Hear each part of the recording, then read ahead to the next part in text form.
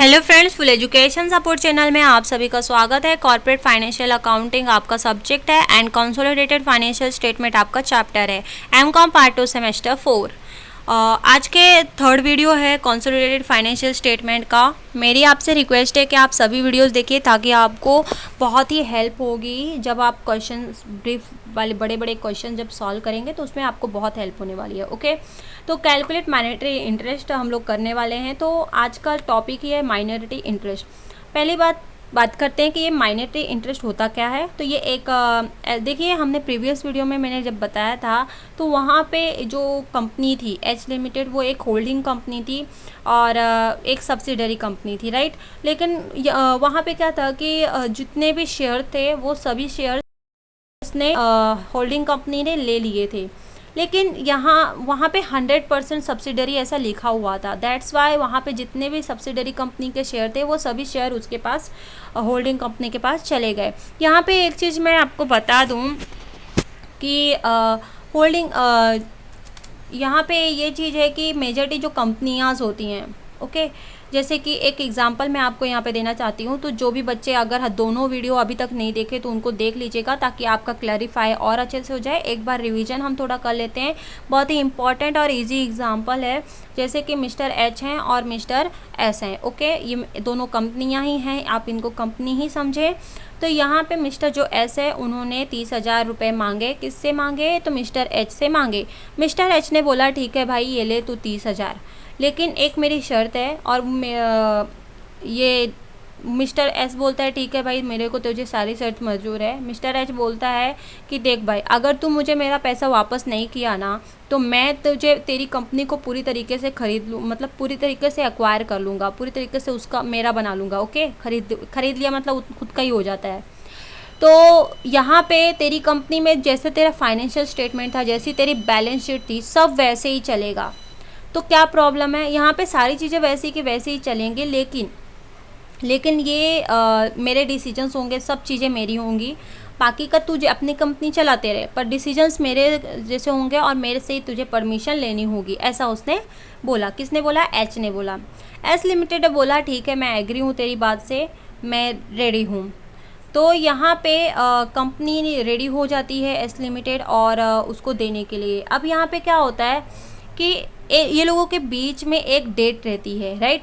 इनके बीच में date fix की जाती है कि इतने दिन बाद, इतने डेट बाद मैं आपको आपका पैसा वापस कर दूंगा। तो इस तरीके से एक डेट फिक्स की जाती है। ओके, तो यहाँ पे क्या बोला गया है आपको? माइनॉरिटी इंटरेस्ट का मीनिंग क्या हुआ कि जैसे कि मेजॉरिटी कंपनी का रूल ही है कि होल्डिंग कंपनी होल्ड कर सकती है कितना शेयर? ओनली सम शेयर, मतलब कुछ ही शेयर होल्ड कर सकती है। जैसे कि 4th 5th share holding company ने होल्ड कर लिए और जो बचा, अब देखिए यहाँ पे होल्डिंग कंपनी एच लिमिटेड है, बिकॉज कि उसने पूरी तरीके से एक्वायर नहीं किया। अगर वो पूरी तरीके से एच लिमिटेड को एक्वायर कर लेती है तो वो पेरेंट कंपनी हो जाएगी, लेकिन अभी पूरी तरीके से एक्वायर नहीं किया है, इसलिए एच लिमिटेड एक होल्डिंग कंपनी है। अब यहाँ पे देखा जाए तो 4/5 शेयर एच लिमिटेड के हो गए और जो रिमेनिंग 1/5 बचता है वो सब्सिडरी कंपनी होंगे, इट मीन्स एच लिमिटेड के ही होंगे। जो आउटसाइडर, ये जो रिमेनिंग बचा है, ओके, हेल्ड बाय आउटसाइडर जो भी है सब्सिडरी का, तो वो जो उसे हम नॉन कंट्रोलेबल इंटरेस्ट भी बोलते हैं और वही उसी को ही हम माइनॉरिटी इंटरेस्ट भी बोलते हैं, ठीक है। तो वही जो 1/5 बचा है उसी को ही हम माइनॉरिटी इंटरेस्ट बोलते हैं। आई होप कि आपको समझ में आया रहेगा, आप इसको पढ़ सकते हैं। एंड जैसे ही पूरी डेट ख़त्म होती है, अगर ये दे देता है उसका पैसा तो ठीक है, अगर नहीं देता तो पूरी तरीके से सब्सिडरी बन जाएगा, मतलब कि पूरी तरीके से एच लिमिटेड इसको एक्वायर करने वाला है। तो ये था माइनॉरिटी इंटरेस्ट के होता क्या है, इसलिए जस्ट एग्जांपल दिया हो। इससे इस एग्जांपल के थ्रू आपको होल्डिंग कंपनी क्या है, पेरेंट कंपनी क्या है, एक और अच्छे से रिवीजन हो गया रहेगा।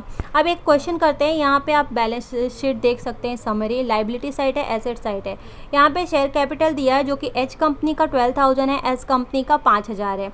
क्रेडिटर दिया गया है 8,000 एच कंपनी का और एस कंपनी का दिया है 3,000, ठीक है। टोटल अगर हम एच कंपनी का करें तो 20,000 है और एस कंपनी का टोटल है 8,000। करंट एसेट अगर एच कंपनी का देखें तो 16,000 है और एस कंपनी का 8,000 है। इन्वेस्टमेंट अगर देखा जाए तो 4,000 एच कंपनी का इन्वेस्टमेंट है, मतलब कि यहाँ पे जो एच कंपनी है उसने इन्वेस्टमेंट किया है एस कंपनी को, ओके, 4000 का। तो यहाँ पे उनकी ये बैलेंस शीट है जो कि शो की जा रही है, और हमें इन दोनों बैलेंस शीट को लेना है एज अ अकाउंटेंट। हमें इन दोनों बैलेंस शीट को लेना है और इनको एक ग्रुप बना के, मतलब इन दोनों का मिला के एक नया बैलेंस शीट तैयार करना है, जिसे हम कंसोलिडेटेड फाइनेंशियल बैलेंस शीट बोलते हैं, कंसोलिडेटेड बैलेंस शीट। अब यहाँ पे एच लिमिटेड जो है, और ये होल्डिंग कंपनी हो गई, और उसकी सब्सिडरी कंपनी कौन सी है, एस लिमिटेड हो गई, ओके, 31 मार्च 2012। अब यहाँ पे पर्टिकुलर रुपीज़ जैसे कॉलम बना लीजिए, इक्विटी एंड लायबिलिटी।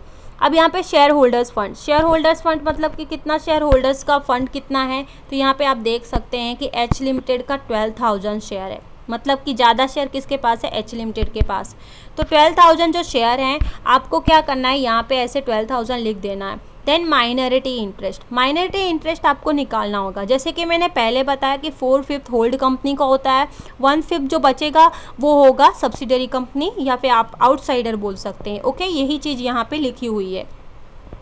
तो 1/5 in the asset of S company, तो यहाँ पे आप देख सकते हैं 1/5 लेना है आपको, तो 8,000 है ये एच कंपनी का अमाउंट, राइट। क्रेडिटर में आप चेक करिए क्रेडिटर का अमाउंट कितना है, तो 8,000 है, तो यहाँ पे 8,000 लेना है आपको,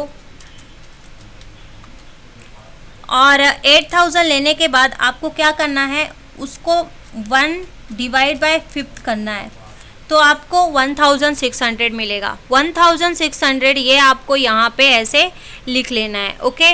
देन उसके बाद आता है लायबिलिटी, तो आप देख सकते हैं 8,000 जो है, सॉरी यहाँ पे अब एस कंपनी का क्रेडिटर कितना है, 3,000 बच रहा है। अब जो ये क्रेडिटर है, अब देखिए यहाँ पे ये एक क्रेडिटर एक लायबिलिटी है, ठीक है, ये एक लायबिलिटी है, मतलब बाकी है देने के लिए।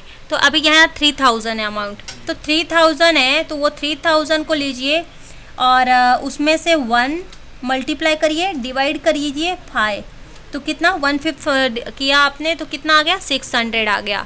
6 आप कैलसी लेके कर सकते हैं, तो 600। अब आपको क्या करना है, 1,600 में माइनस करना है 600, तो जो 1,000 बच रहा है वो नेट एसेट हो गया, राइट। इसी नेट एसेट यही जो है, इसी को ही ये 1,000 आपका माइनॉरिटी इंटरेस्ट हो गया, ओके।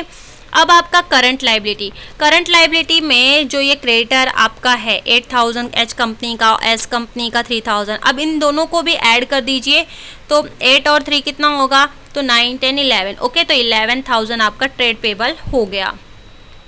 तो इस तरीके से टोटल 24,000 होता है। और अब करंट एसेट अगर आप देखेंगे, तो करंट एसेट यहाँ पे 16,000 एच कंपनी का है, 8,000 का एस कंपनी का, तो दोनों का अगर ऐड करते हैं, तो ऐड करेंगे तो 16,000 प्लस 8,000 हो जाएगा 24,000।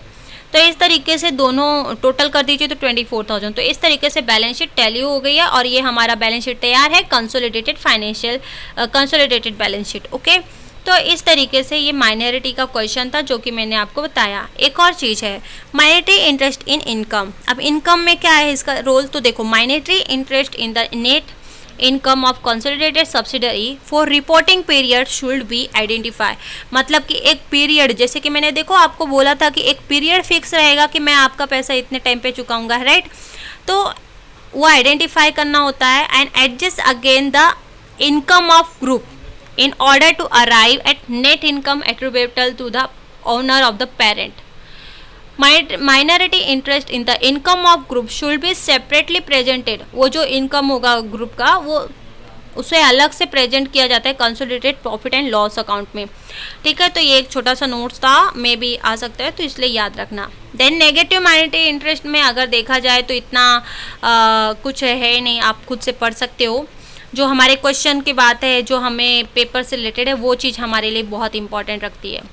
नेक्स्ट वीडियो में मैं आपको बताऊंगी एनालाइज प्रॉफिट ऑफ सब्सिडरी, मतलब जो सब्सिडरी कंपनी है ना, उसका प्रॉफिट एनालाइज करना ऑन या फिर आफ्टर एक्विजिशन। अगर एक्वायर कर लिया है ना, परचेस कर लिया, सपोज पेरेंट कंपनी ने सब्सिडरी कंपनी को खरीद लिया, तो पहले खरीदा या अभी खरीद रही है ना, ऑन या आफ्टर।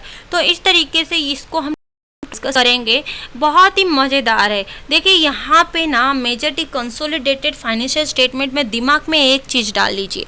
एक चीज़ क्या डालना है कि आप हो और मैं हूँ, ठीक है। अब आप हो गए कंपनी, मैं भी हूँ एक कंपनी। आप मेरे पास आए हैं या फिर सपोज़ मैं आपके पास आ गई, ठीक है। मैंने बोला मुझे मेरे जितने भी फैमिली है, फुल एजुकेशन सपोर्ट्स फैमिली से मैं बोल रही हूँ कि मुझे 50,000 चाहिए, आप मुझे दे दीजिए, मैं आपके पैसे वापस कर दूँगी। तो आप बोल रहे हैं कि ठीक है, हम आपको 50,000 दे देते हैं, लेकिन अगर आप हमें नहीं दे पाए हमारे पैसे तो आपको फिर हम आपको ख़रीद लेंगे, पूरी तरीके से एक्वायर कर लेंगे। तो मैंने बोला ठीक है, मुझे मंजूर है। आपने कहा कि आप जैसे कंपनी चला रहे हैं वैसे ही चलाएंगे, आपकी बैलेंस शीट भी वैसी ही बनेगी, सारी फाइनेंशियल चीज़ें वैसी होंगी, बट डिसीजंस हमारे होंगे, हमसे पूछ के ही काम करना है, हर एक डॉक्यूमेंट में हमारा ही डिसीजंस रहेगा, फाइनेंशियल स्टेटमेंट से रिलेटेड हर एक में हमारा ही डिसीजन चलेगा। मैंने बोला फुल एजुकेशन सपोर्ट फैमिली को कि ठीक है, मुझे मंजूर है, ठीक है। तो इस टाइम पे मैं एक सब्सिडरी कंपनी हूँ और आप हो गए होल्डिंग कंपनी, और सपोज बाय चांस कि मैं आपके पैसे वापस नहीं कर पाई तो आपने मेरी कंपनी को पूरी तरीके से एक्वायर कर लिया। अब आप हो गए, सपोज एक डेट दी गई थी और उस डेट में मैंने आपको वापस नहीं किया तो आप मुझे पूरी तरीके से ख़रीद लेते हैं, ओके, एक्वायर कर लिए। तो आप क्या हो गए, आप हो गए पेरेंट कंपनी। अब मैं कौन हो गई, मैं तो सब्सिडरी कंपनी ही हूँ। तो ठीक है, तो ये था एक छोटा सा कॉन्सेप्ट जो कि बहुत ही इजी है। आशा करती हूँ कि आपको ये लेक्चर पसंद आया रहेगा। तो ये कॉन्सेप्ट क्लियर कराना बहुत ही ज़रूरी था। तो और माइनॉरिटी इंटरेस्ट क्या होता है, अगेन रिवीजन करा देती हूँ कि माइनॉरिटी इंटरेस्ट वो होता है जैसे कि आप जब होल्डिंग कंपनी थे तो मेरा 1/4 शेयर आपके हाथ में था, लेकिन 1/5 शेयर मेरा अभी भी मेरे पास था, तो वो मेरा नॉन कंट्रोलिंग इंटरेस्ट था, राइट। और वो मेरा माइनॉरिटी इंटरेस्ट भी मैं उसे कह सकती हूँ। तो वो माइनॉरिटी इंटरेस्ट जो है वो हमने अभी कैलकुलेट किया, जो कि हमेशा 150 होता है, ओके। तो आशा करती हूँ आपको समझ में आया रहेगा लेक्चर। मिलते हैं नेक्स्ट वीडियो में, वीडियो नंबर 4 हम जल्दी ही बनाएंगे। Thank you so much for watching this video.